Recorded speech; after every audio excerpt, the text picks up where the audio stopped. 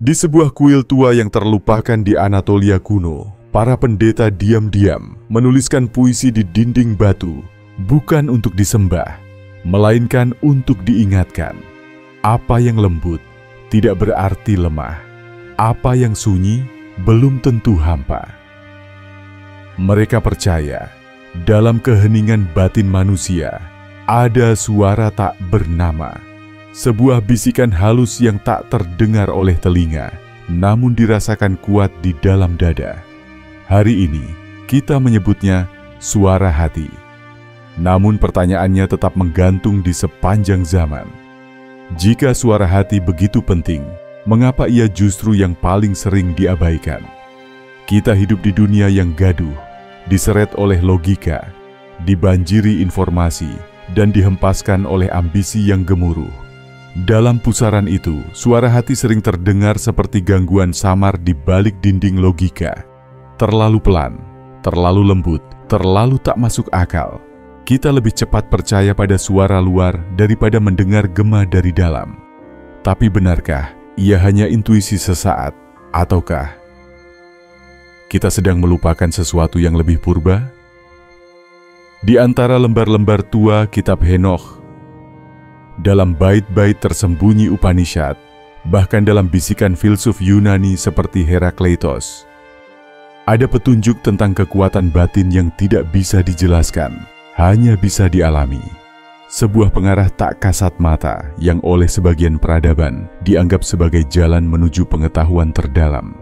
Dalam episode ini, kita akan menyelami asal-usul konsep suara hati dalam sejarah manusia, bukan sebagai dogma atau bisikan ilahi dalam makna sempit, melainkan sebagai warisan arketipal yang tersembunyi dalam jiwa kolektif umat manusia. Kita akan bertanya, dari mana gagasan ini muncul? Mengapa peradaban kuno memberi tempat khusus pada suara dari dalam? Dan bagaimana suara itu perlahan dibungkam oleh logika modern? Karena terkadang yang paling penting bukan yang paling keras, dan mungkin yang paling benar justru yang paling sunyi. Sejak awal sejarah tertulis, manusia telah mencatat keberadaan suatu bentuk pengetahuan yang tidak berasal dari dunia luar, bukan dari ajaran, bukan dari guru, bukan dari wahyu yang turun dari langit, melainkan datang dari dalam. Di India kuno, para resi dalam kitab Upanishad berbicara tentang antar-atman, suara batin yang merupakan pantulan dari Brahman, kesadaran universal. Suara ini bukan ilusi pikiran, tetapi justru cahaya halus yang menembus keruhnya nafsu dan kebisingan dunia. Dalam Chandogya Upanishad, bahkan disebut bahwa kebenaran sejati hanya dapat dikenali saat batin mencapai diam mutlak, dan dari sanalah intuisi muncul tanpa suara, tanpa bentuk. Sementara itu, di daratan Cina, filsafat Taoisme mengenal Wu Wei, tindakan tanpa upaya yang bukan berarti pasif, tetapi mengikuti ritme terdalam semesta. Bagi para penganut Tao, suara hati adalah napas Tao dalam dada manusia. Ia muncul tanpa dipanggil, mengarahkan tanpa memaksa. Konsep ini bahkan meresap ke seni bela diri dan pengobatan Tiongkok kuno, di mana intuisi seringkali lebih dihargai daripada metode. Di Barat, kita menemukan gema serupa dalam kata Yunani nous yang digunakan oleh Plato dan para filsuf Neoplatonis.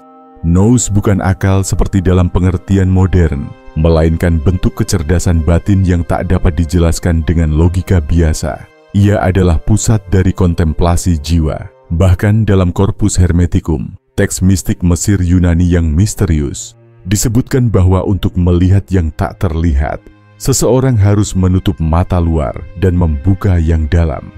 Namun transformasi besar terjadi ketika peradaban bergerak menuju rasionalisme. Dalam abad ke-17 hingga 19, para pemikir Eropa mulai mengedepankan rasio, akal, sistem, analisis sebagai pusat pengetahuan. Descartes menyatakan, "Aku berpikir, maka aku ada." Bagi dunia modern, yang bisa diukur dan diuji adalah satu-satunya yang sahih. Akibatnya, suara hati yang tak terukur dan tak terdefinisi perlahan direduksi menjadi hal yang subjektif, emosional, bahkan dianggap gangguan dalam proses berpikir ilmiah. Di banyak sekolah modern, anak-anak tidak lagi diajari mendengar ke dalam, tetapi menghafal yang di luar. Namun ironisnya, saat dunia semakin bergantung pada logika dan sains, muncul pula gelombang balik. Psikologi modern, khususnya lewat tokoh seperti Carl Jung, kembali menyentuh ide tentang inner voice. Jung menyebutnya archetypal guidance, bagian dari alam bawah sadar kolektif yang membawa pesan penting dari kedalaman jiwa. Ia bukan delusi, tetapi simbol dari kebenaran eksistensial. Begitu pula dalam sufisme, mistisisme Kristen awal, atau filosofi Zen, suara hati bukan dianggap sebagai suara literal, tapi gerakan batin yang membawa kita ke satu titik, kesadaran akan diri yang tak bisa diajarkan, hanya bisa ditemukan. Simbol suara hati juga muncul berulang dalam artefak dan seni kuno. Mata ketiga, kompas batin, cahaya di dada, bahkan burung yang berbisik. Setiap budaya menyematkan metafora berbeda, namun pusatnya tetap sama. Ada sesuatu dalam diri kita yang tahu lebih dulu dari akal dan lebih dalam dari emosi.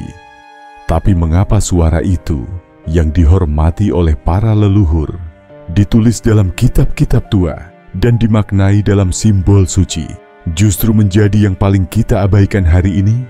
Pertanyaan itulah yang akan kita telusuri dalam bagian selanjutnya. Bayangkan sebuah perpustakaan yang sangat luas. Tak ada rak, tak ada buku, hanya keheningan dan ruang kosong yang memantulkan gema. Di tempat itulah, menurut banyak tradisi kuno, suara hati berbicara, bukan dalam kata-kata, tapi dalam dorongan lembut, penolakan samar, dan bisikan yang lebih terasa daripada terdengar. Suara hati sering disalahartikan sebagai emosi, padahal ia lebih mirip resonansi. Ia tidak meledak seperti marah, tidak meleleh seperti sedih. Ia seperti gelombang tenang di bawah permukaan danau yang hanya bisa dirasakan jika air cukup diam. Namun justru karena kelembutannya itulah ia kalah dalam kompetisi perhatian. Dalam dunia modern, manusia dibesarkan untuk berpikir, bukan merasakan. Logika menjadi matahari utama, dan segala yang tak bisa dijelaskan dianggap kabut.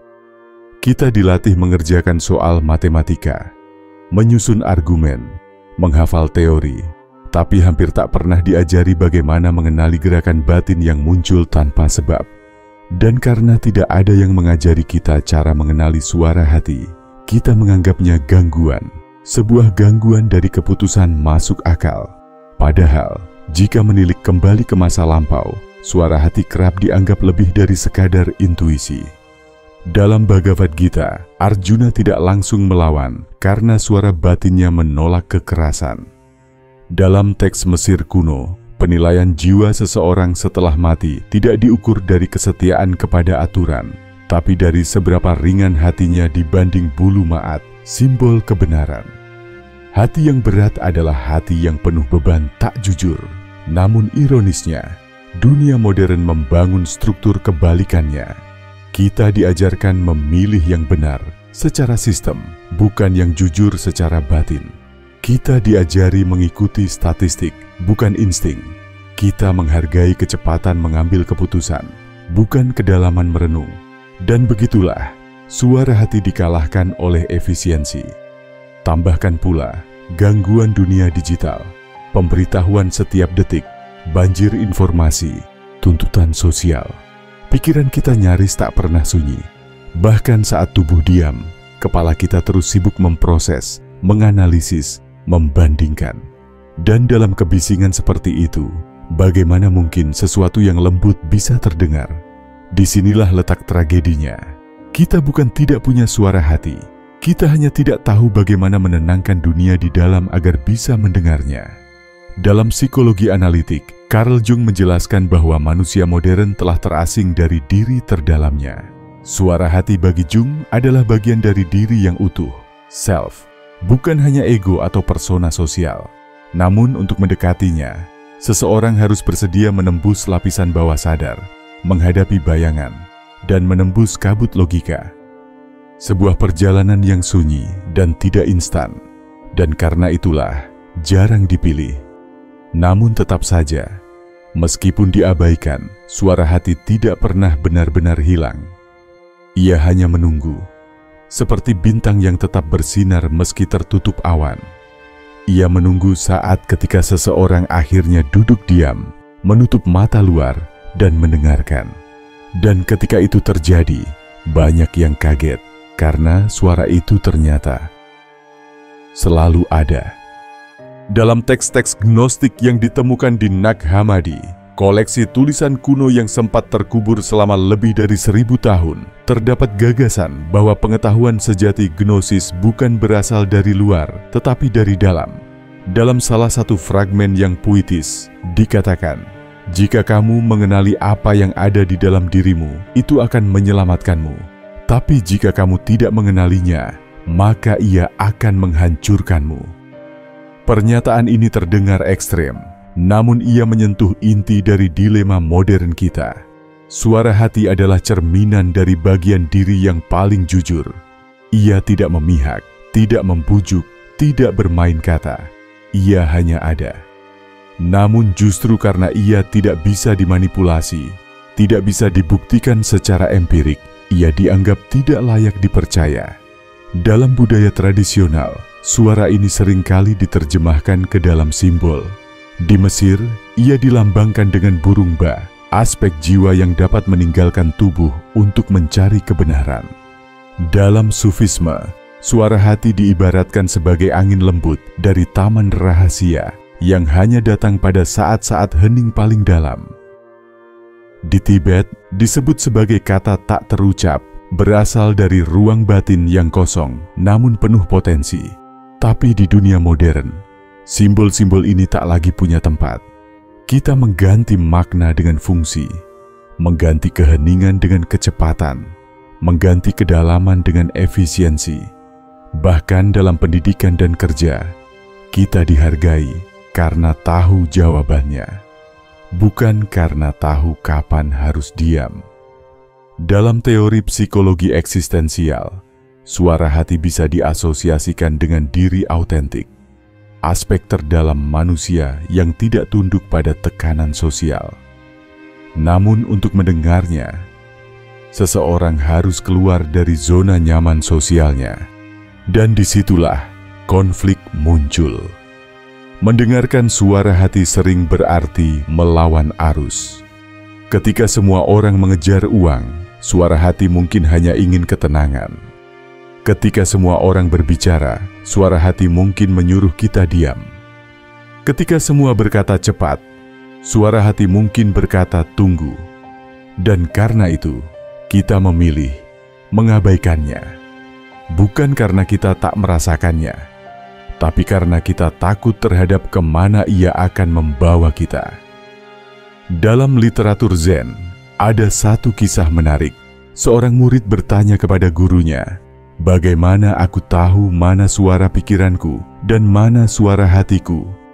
Sang guru menjawab, "Yang pertama akan berbicara cepat dan yakin. Yang kedua akan berbicara lambat dan membuatmu diam lama." Disinilah letak keunikan suara hati. Ia tidak meyakinkan dengan argumen, tapi dengan resonansi. Ia terasa benar, bukan karena masuk akal, tapi karena selaras. Ia tidak menjanjikan jawaban instan, tapi membuka jalan yang lebih jujur. Namun suara ini juga bisa keliru ditafsir. Banyak yang mengira emosinya adalah suara hati, padahal emosi bisa dipicu oleh trauma, oleh hasrat, oleh ketakutan. Suara hati justru muncul ketika semua itu diredakan. Ia bukan reaksi, ia adalah respons.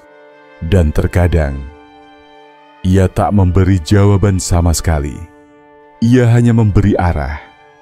Seperti bintang kutub di langit malam. Ia tidak menggerakkan kapal, tapi menunjuk arah utara. Sisanya tergantung kita. Di banyak tradisi kuno, dari Mesir hingga Tibet, dari Yunani hingga India, ada keyakinan halus namun berulang, bahwa manusia tidak pernah benar-benar ditinggalkan tanpa petunjuk, bahwa di dalam diri ada benih kebijaksanaan purba, tak diajarkan, tak diwariskan, tapi menyala sejak kita dilahirkan. Suara hati adalah bagian dari itu, bukan sebagai wahyu agung, bukan sebagai kebenaran absolut, tapi sebagai cahaya kecil yang tetap menyala bahkan saat dunia menjadi gelap. Namun seperti nyala lilin, ia mudah tertiup.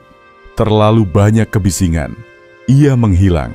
Terlalu banyak keraguan, ia meredup. Dan terkadang, karena kita takut pada apa yang akan dikatakannya, kita sendiri yang memadamkannya. Mungkin inilah ironi terdalam dalam kesadaran manusia. Kita diciptakan dengan kemampuan untuk mendengar ke dalam, namun semakin sibuk mencari keluar. Kita haus akan jawaban, tapi menolak suara yang tidak berbicara dalam bahasa yang kita kenal. Dan disitulah pertanyaan ini menjadi penting, bukan hanya sebagai renungan, tapi juga sebagai panggilan. Jika suara hati adalah bagian terdalam dari siapa kita, lalu apa yang terjadi pada kita ketika kita terus-menerus mengabaikannya?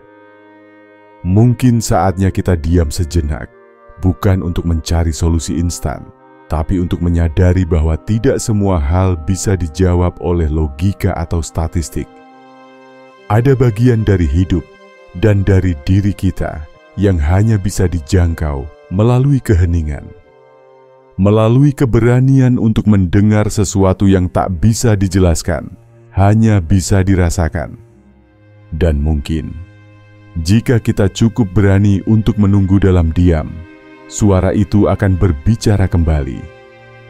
Bukan untuk memberitahu kita kemana harus pergi, tapi untuk mengingatkan siapa sebenarnya diri kita. Karena dalam dunia yang penuh suara, yang paling kita butuhkan mungkin justru suara yang tidak pernah berteriak.